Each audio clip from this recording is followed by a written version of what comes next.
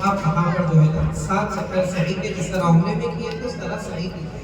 بعض لوگ یہ غلط فہمی میں رہتے ہیں کہ صفا سے اسٹارٹ کر کے پھر دوبارہ صفا پر آئیں گے تو ایک چکر ہو گئی، ایسا نہیں ہے۔ صفا سے اسٹارٹ کر کے مروہ پر جیسے ہی پہنچیں گے ایک چکر ہو جائے گا، مروہ سے جیسے ہی نکل کر صفا پر آئیں گے تو 2 ہو جائیں گے۔ تو اس طرح آپ کو 7 چکر کرنا ہے۔ صفا سے آپ نے شروع کیا، مروہ پر آپ نے 7 چکر ختم کیا۔ جب مروہ پر آپ پہنچے، آپ کے 7 چکر ختم ہو گئے، آپ مروہ سے باہر نکلیے۔ باہر نکلنے کے بعد اب آپ کو حرم وغیرہ کرانا نہیں ہے۔ حج کا ایک واجب تھا سعی کرنا، طواف زیارت سے فرض ادا ہو گئے، وہ سعی سے واجب بھی ادا ہو گیا۔ 11 تاریخ کا دن ہم نے یہ کام کر لیا۔ حرم سے اب آپ ڈائریکٹ پھر مینا اپنے خیمے کو آ جائیں، تو وہ جو لوکیشن آپ نے سیو کیا تھا اس کی مدد سے پہنچے۔ اب یہاں پر کوئی انتظام گروپ کی طرف سے نہیں ہوتا کہ ہمیں خود ٹیکسی کر کر آنا پڑے گا۔ اب آپ جیسے ہی رات پہنچیں گے، رات مینا میں گزاریے۔ اب 12 تاریخ کا دن ہے۔ 12 تاریخ کے دن آپ کو کیا کرنا ہے؟ 12 تاریخ کے دن صرف ایک کام آپ کے پاس باقی رہے گا، وہ کام ہے تینوں جمرات کی رمی کرنا۔ یہ واجب ہے، اور اس کا ٹائم کب سے کب تک ہے اس کو اچھے طریقے سے سمجھ لیجیے۔ اس میں بہت سے لوگ گڑبڑ اس کا وقت شروع ہوتا ہے 12 تاریخ کی ظہر سے۔ کب سے شروع ہوتا ہے؟ 12 تاریخ کی ظہر سے، اور کب تک رہتا ہے؟ 13 تاریخ کی صبح صادق سے پہلے پہلے تک رہتا ہے۔ بعض لوگوں نے یہ غلط فہمی وہاں پھیلا دی ہے کہ یہ وقت جو ہے نا غروب آفتاب تک ہی رہتا ہے۔ اگر کوئی شخص غروب آفتاب کے بعد بھی مینا میں رہ جائے تو اس کو 13 تاریخ کی رمی کرنی پڑتی ہے۔ یہ لوگوں نے غلط فہمی پھیلا دی ہے۔ میں نے خود مینا کے اندر یہاں کی جالیات کی طرف سے جو شرعی ہدایات جو وہاں پر لکھی ہوئی ہے اس میں یہ بات لکھی ہوئی ہے کہ 12 تاریخ کا جو رمی کا وقت ہے وہ 13 تاریخ کی صبح صادق سے پہلے پہلے تک رہتا ہے۔ ہم لوگوں کو اس پورے ٹائم میں تینوں جمرات کی رمی کرنی ہے۔ اب رمی کا کون سا مناسب رہے گا، بہتر رہے گا؟ تو اس کے لیے بہتر تو بات یہ ہے کہ آپ ظہر بعد یا عصر کے بعد، ظہر کے بعد 3 بجے 4 بجے کے وقت آپ نکلیے، اپنے ساتھ بوٹل لیجیے اور آپ جمرات جائیے۔ جمرات جانے کے بعد تینوں جمرات کی رمی کیجیے جس طرح پچھلی طرح کی، یعنی پہلے جمرے پر 7 کنکر، وہی 3 پر 7 کنکر مارنا ہے اور الگ الگ مارنا ہے، سرکل کے اندر گرنا ہے۔ تو پہلے جمرے کی رمی کے بعد بازو ہٹ کر دعا کریں گے، پھر دوسرے جمرے پر 7 کنکر ماریں گے، بازو ہٹ کر دعا کریں گے، پھر آگے بڑھ کر تیسرے جمرے کی رمی کریں گے اور بازو ہٹ کر دعا کریں گے۔ تیسرے جمرے کی رمی کے بعد دعا نہیں کریں گے۔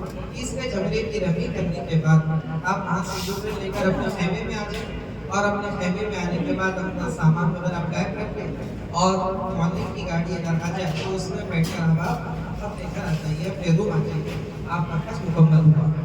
اس کے اندر ایک مسئلہ یہ بھی سنیں کہ اگر کوئی شخص اس نے 12 کی رمی کرنے کے بعد دوبارہ جب وہ مینا آ گیا اور مینا میں ہی رہ گیا اور وہ 13 تاریخ کی صبح بھی ہو گئی اور مینا ہی میں ہے، تو اب اس کے اوپر واجب ہے کہ وہ 13 تاریخ کی ظہر تک مینا میں انتظار کرے، اور 13 تاریخ کی ظہر کے بعد زوال جیسے ہی ہوگا تو وہ تینوں جمرات کی رمی کر کے اپنے گھر جائے۔ عموماً ایسا ہوتا نہیں ہے۔ آج کل تو بسیز وغیرہ کا نظام اور ٹرین کے نظام کی وجہ سے بہت جلدی خالی ہو جاتا ہے، لیکن 13 کی رمی کرنے والوں کی تعداد بھی اچھی خاصی رہتی ہے۔ آپ فکر مت کیجیے، آپ کو معلم کی طرف سے اور گروپ کے ذمہ داروں کی طرف سے جو ٹائم بتایا جاتا ہے اس کی پابندی کیجیے۔ حج کے 5 دنوں کی تفصیل کی آپ کے ساتھ تفصیل کے ساتھ یہ بات آگے اللہ تعالیٰ سے دعا کہ اللہ تعالیٰ ہمارے حج کو قبول کرے، حج مبرور عطا کرے۔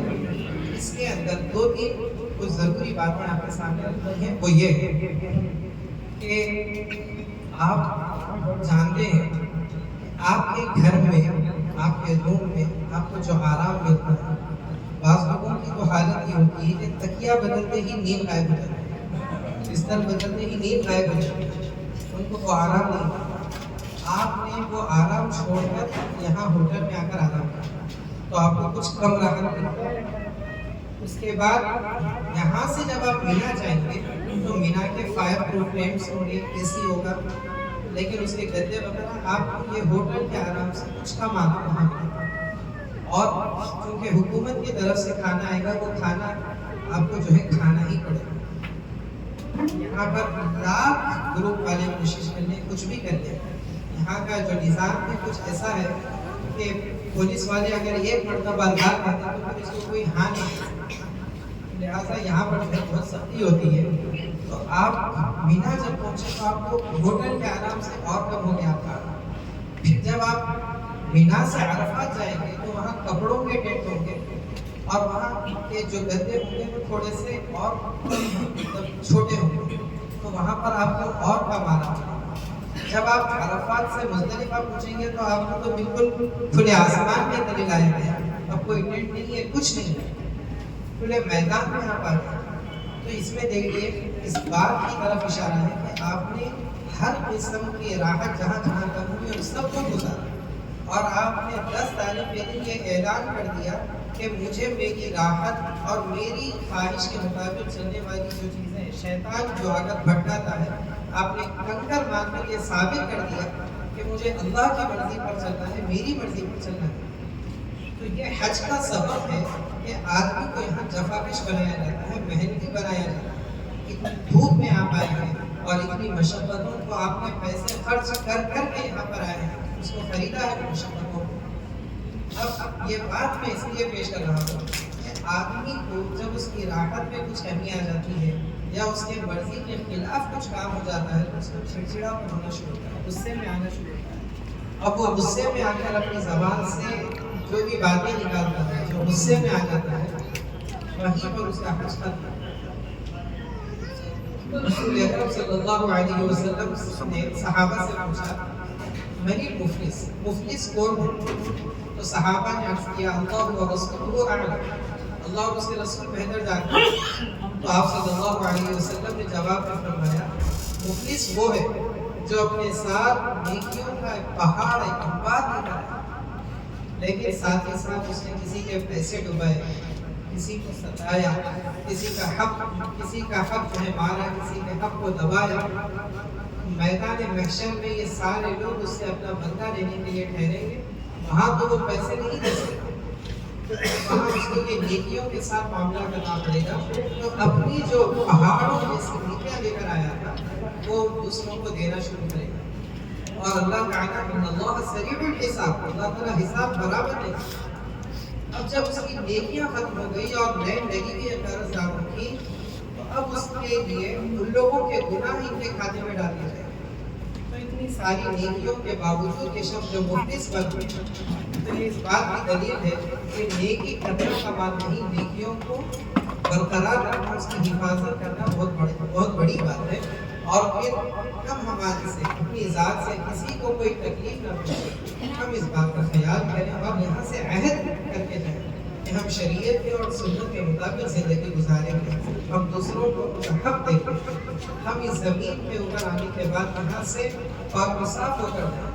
اگر ہم یہاں سے چلے گئے اور ہماری زندگی کے اندر کوئی چینج نہیں آیا تو ہماری کمیونٹی کے لوگ وہی کہیں گے جو یوسف علیہ السلام کے بھائیوں نے کہا تھا کہ ہذہ بضاعتنا ردت الینا، یہ تو ہمارا ہی سامان ہمیں لوٹا دیا گیا ہے، یہاں سے آپ حج کر کے جائیں گے اور زندگی میں اگر کوئی تبدیلی نہیں آئی تو آپ کی کمیونٹی کے لوگ بھی یہی کہیں گے کہ تو وہی پرانا مال ہے، ایسے ہی لوٹا دیا گیا ہے، اس میں کچھ تبدیلی نہیں ہے۔